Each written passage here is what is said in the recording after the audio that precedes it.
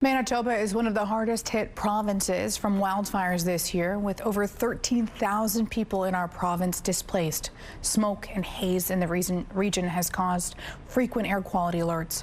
Our kids are hearing about these challenges, and it can be overwhelming for them.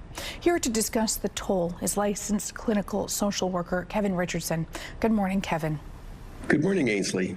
So when a child hears something like this, like these tragedies with the wildfires, what does it do to them?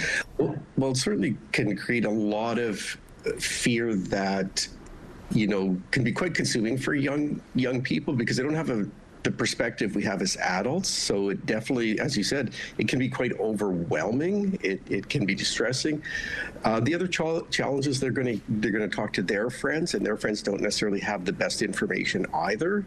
And so a lot of the messaging that they're getting can be, wrong or incorrect, as well as online. When they're searching online, there's a lot of information that they might not fully understand. So there's a lot of risks there, and they need to be a lot of support in terms of really understanding what's going on in their language, based on their age.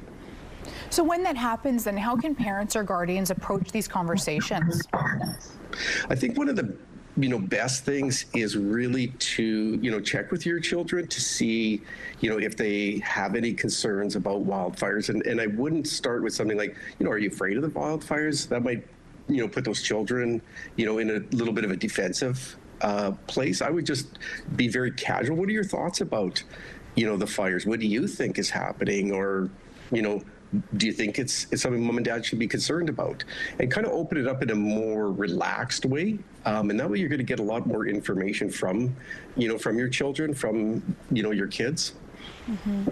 Is it ever a good idea to avoid talking about it?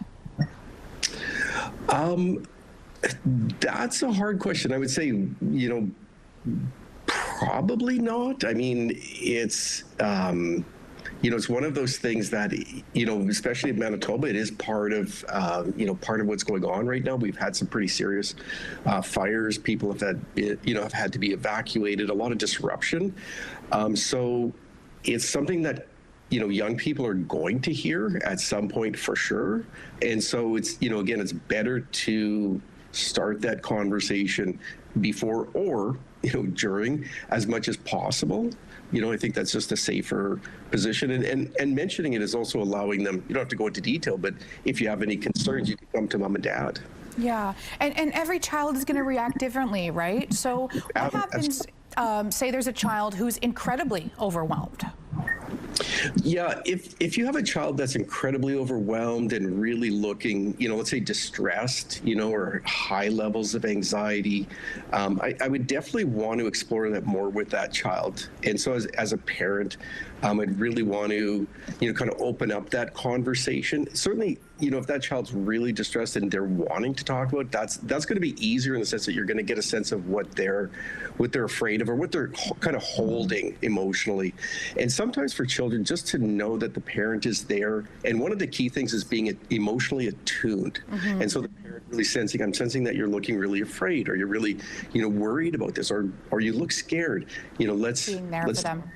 Yeah, absolutely. And so that sense of being heard for young people can relieve a lot of that stress in most cases. Kevin, thank you so much for your time. We really appreciate it.